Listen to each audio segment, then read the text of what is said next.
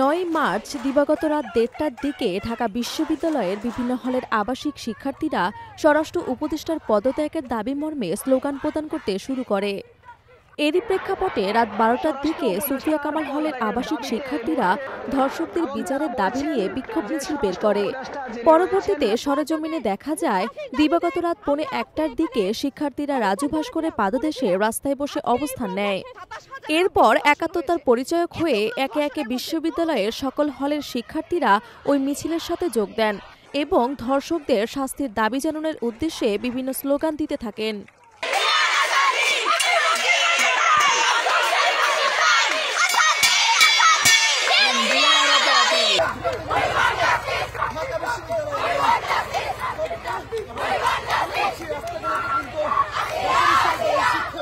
এই বিক্ষোভে শিক্ষার্থীদের রাগ ও সংগ্রামের প্রতিফলন স্পষ্ট, যেখানে তারা বিশ্ববিদ্যালয়ের শাসন ব্যবস্থা ও সমাজের ন্যায় বিচারের অভাবে হতাশা প্রকাশ করেছে।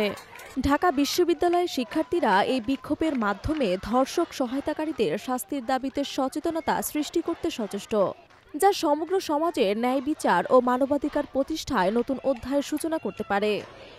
এ পরিস্থিতিতে প্রশাসন ও বিশ্ববিদ্যালয় কর্তৃপক্ষের দ্রুত পদক্ষেপ নেওয়ার আশায় শিক্ষার্থীদের দাবির প্রতি যথাযথ গুরুত্ব দেওয়া প্রয়োজন বলে মন্তব্য উঠেছে।